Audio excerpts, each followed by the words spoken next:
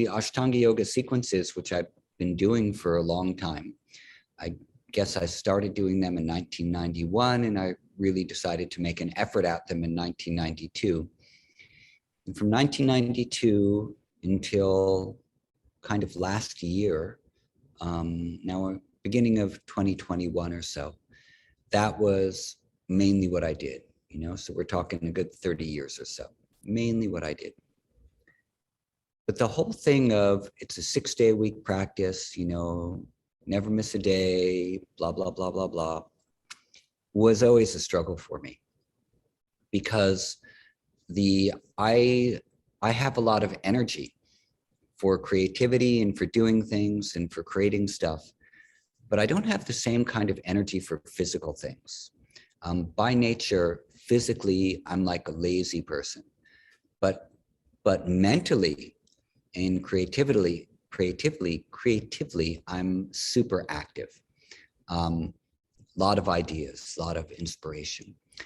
And so to try to practice the intensive things that we did every day, like full on, was always a struggle for me. And when I would spend longer periods in Mysore, pushing through every day, I mean, there were periods where I would be in pain for like, you know, an entire year at a time over there. But thinking that I had to push through everything and struggle through and, you know, keep doing. Did I see any discernible benefit from that? Not really. I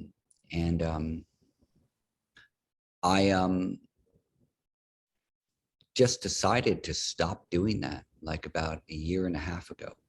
And it, you know, took me long enough to get there. And not only did I struggle with it mentally, but in terms of scheduling, like, you know, if I was traveling or if I was working a lot, which I do, you know, and sometimes I'm tired in the morning at 3 o'clock when I have to get up and practice. And so I won't be able to finish a practice and I'll think, oh, I didn't get it done today. And this type of thinking is endemic in the Ashtanga yoga world. And if you look to just about any other yoga system in India or spiritually oriented practice or practice group, there's not that kind of a mentality, with the exception perhaps of Iyengar yoga, which is also very driven. So I, you know, yeah, you should do some practice every day if you want to. It's good to you know, to do some stuff, but I think that there's a difference between doing, say, a meditation practice that you do once or twice a day, say like TM or some other mantra-based thing, or another type of meditation, where it's restoring and rejuvenative for the whole body-mind complex and nervous system, and a practice that requires an hour and a half, give or take, of really intense physical exertion 6 days a week isn't going to work for everyone. It's going to work for some people because they have the capacity to do it. But for those that don't have that same capacity, maybe something else would be better. Maybe the idea that you can take these parts of these sequences and do some of them every day, so you're doing something, but you don't have to do everything every day. And what you're trying to look for, let this guy go by. All right, so yeah, like what if just we had been given more options within the practice? Here's a malleable thing for you to use so that you become healthier, happier, live longer, or at least if you're not going to live longer, that while you're alive, you have mobility and your system functions the best that it can.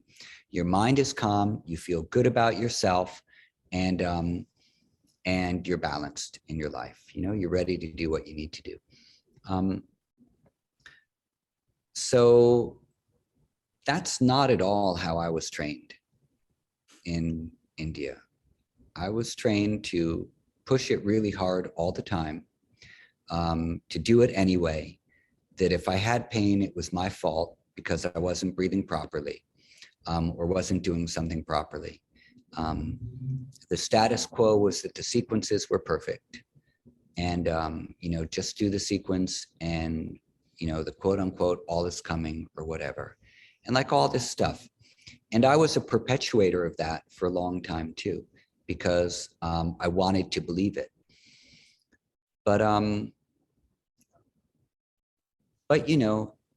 didn't really fully believe it. And over the past couple of years, not only I've been able to say that I don't really believe that, I've been able to act accordingly too. And I don't really believe that for myself, so I'm not going to do that to myself anymore. And I don't actively believe it for other people too, so I'm not going to encourage you to think that way. But if you're able to do it, or you're able to do it for a certain period of time, fabulous. Enjoy it. Be happy. Learn stuff. It's good to challenge ourselves. We grow from challenge. But what it's not good to do is beat the shit out of yourself every day for years on end, thinking that it's going to make you grow spiritually, when really maybe all it's going to get you is a hip replacement or spinal surgery, or exhaustion or burnout. Or maybe you just start getting old. That actually happens to people. People somehow begin to age as the years go by. Your bodies don't always do the same things. So what are the options then for us, as aging occurs?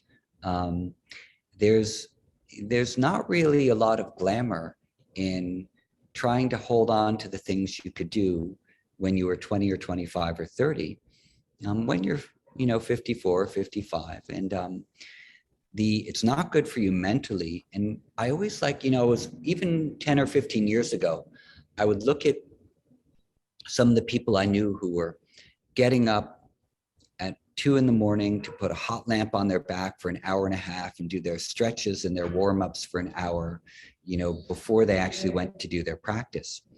And I was like, why? Like, what kind of a practice demands for you to prepare yourself for 2 hours before you go do it? That doesn't make any sense. And there are a lot of people who continue to do that type of thing. I need to warm up before I do my practice. Why? Well, obviously your practice is like way too hard then, because built into the way you're practicing, you should be able to ease into the things that you need to do, not do 4 hours of prep before you actually step on your yoga mat. That's like saying, I'm going to go sit down and meditate now, but I need to work on my concentration for an hour or so before I actually get on my meditation cushion. I'm going to need to do, I'm going to need to pull up one of those learning apps like Lucid or something and do some mental drills. And I'm going to do some online, testing to make sure my cognitive functions are happening right, and whatever. And now I'm going to go sit on my meditation cushion. No, you don't do that. You have a glass of water, a cup of tea or coffee or whatever, and you sit down and set your timer if you have one. Take a few slow breaths, and then you're gone. Then you start. The yoga practice is supposed to be the same. The time that you do your sadhana is the time that you're doing it. You don't prepare for hours before your sadhana in order to get ready for it. And so that kind of preparation, another type of thing, when I was in Mysore, this was endemic. Everyone was warming up for an hour or so before they actually got to the yoga shala. It was doesn't make any sense. I'm sorry. If you look at the Indian tradition of what asanas are for, that's not part of it. So I don't know, these are some of my opinions. And again, I really want to reinforce it for the folks who it works for and they can do all these things. Great, it worked for me for a while in this type of way too, even though I struggled with an everyday practice. And honestly, I never had the type of consistency of quality of practice like I observed other advanced people having. I didn't have that quality of like quote unquote good practice every day where I could just do everything every day. I was always up and down, always up and down. When I do my own practices of the things that I want to do and work on the different types of yogas that I'm doing now, I don't have that same up and down ever. I have consistency because here's what I'm going to work on today. And I allow myself to flow into that and do those things. And I always finish feeling better than when I started and not exhausted. I was getting exhausted from trying to push these practices too hard. Maybe that means that I was doing them wrong. Maybe it means that it just wasn't for me. Whatever the answer is, or whatever anyone says about me and why they think it might be so that I didn't have the consistency of the greatest of the practitioners, I really don't care because it didn't work for me. Even though I think there's goodness in it. The way that the philosophy, or not the philosophy, but the way that the whole, what's that called when they tell you how things need, the pedagogy was being done, that thing didn't work for me. To do it anyway, to don't think about it, all is coming, to keep pushing, to keep going further, you can do a little bit more. That didn't work for me. So anyway, I don't want to teach like that, but I think the sequences are basically good. They're not the best sequences in the world. They're one of many, many good sequences. There's a lot of good stuff out there. And there are things that are nice about the practice, like you know what comes next, so you don't have to think about it. That's a good thing too. Like if you're not a professional yoga person and you're just doing yoga because it makes you feel good before you go to work and it helps you, not throw your kids out the window and stuff like that, then it's nice to have a sequence because you don't have to think about it. You can just do it. And like Tai Chi or something, you do it, you're done, feel better. Fantastic. So